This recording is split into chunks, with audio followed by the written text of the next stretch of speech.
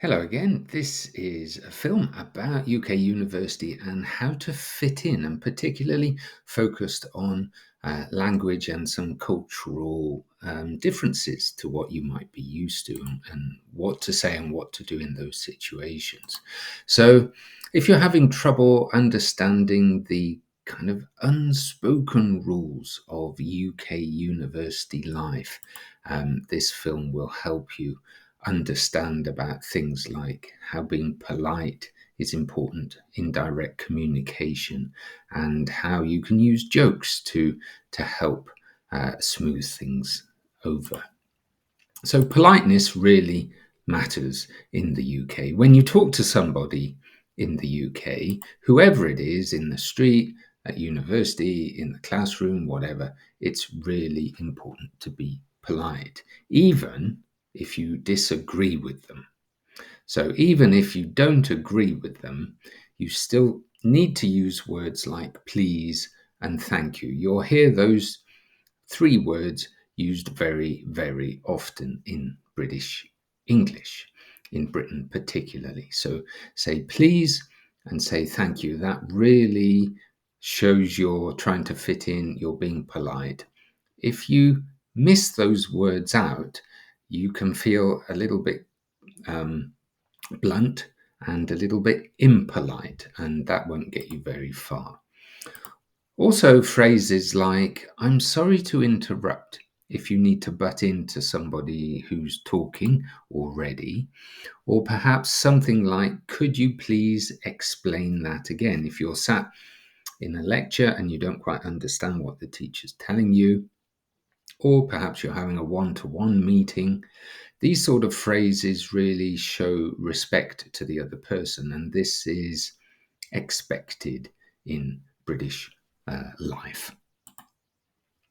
So, also, British people are used to saying things in an indirect or roundabout way.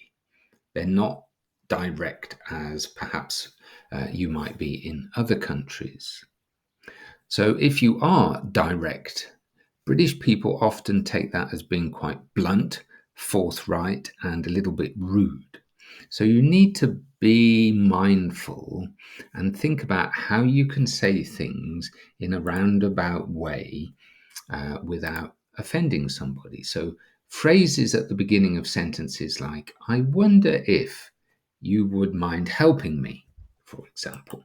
Or, it might be a good idea to invite Susan to our party. Instead of saying, you must invite Susan to the party, or you have to invite Susan to the party, or invite Susan to the party, that sounds far too direct, too blunt in British English. It's much better to say, it might be a good idea if you invited Susan to the party. So that helps you express your opinion without sounding too strong, which British people really don't like. Another thing you'll notice when you're living in Britain, that people like to joke. They like to use humour, and that includes in the classroom.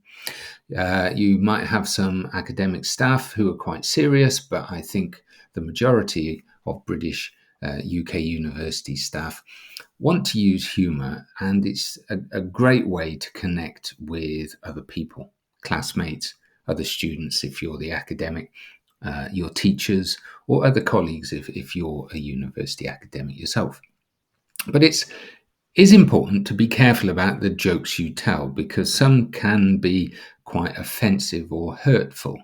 So think about the joke that you're going to crack, or the humorous statement that you're going to speak out.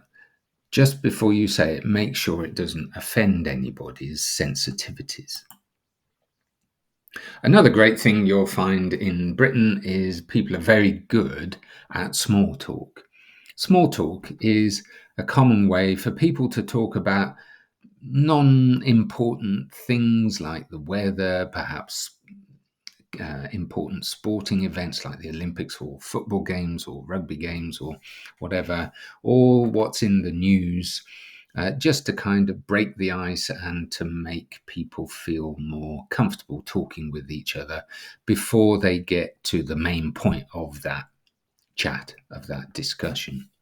So it's really important to keep the small talk going, because it's such a common way to get to know people, is to try and ask open-ended questions, those questions that shouldn't end with a simple yes or no.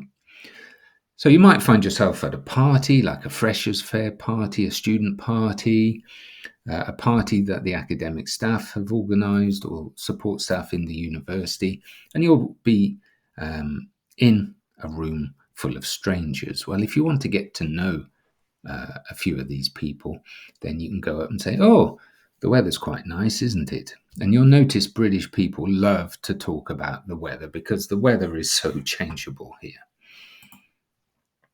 Also, you probably heard that British people are very good at queuing. So, or I think in American English it's called a lineup. This is the picture of it. So you stand one in front of another, waiting for something, perhaps to buy a bus ticket, train ticket, or something else. Borrow a library book, I don't know, whatever you're doing that requires a queue, because there's many people trying to be served at the same time. So in Britain, we consider this the fairest way. If you're first in the queue, it means you have been there quicker than somebody at the back of the queue. So on average, you have to wait about the same time. So people generally expect to wait their turn.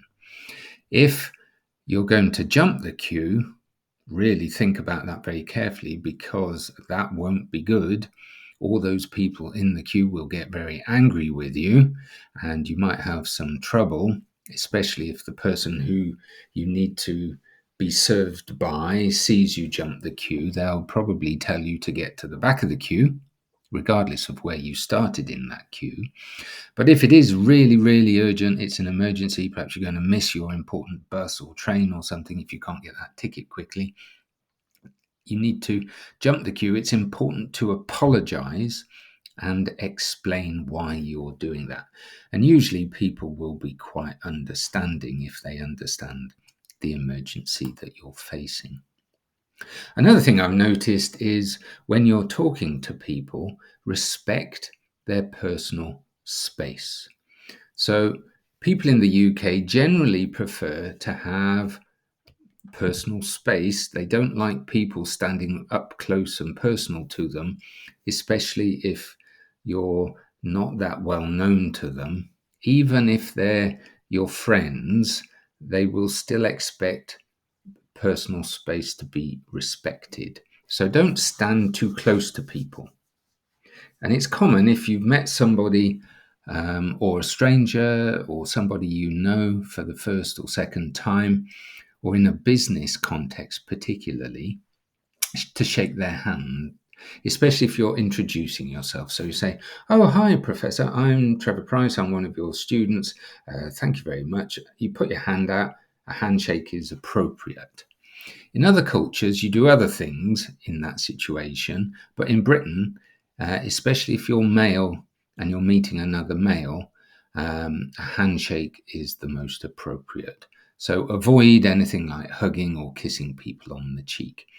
Unless you're a really close friend with somebody where that has become normal for you to, then handshake is the most appropriate personal contact that you would make with that other person.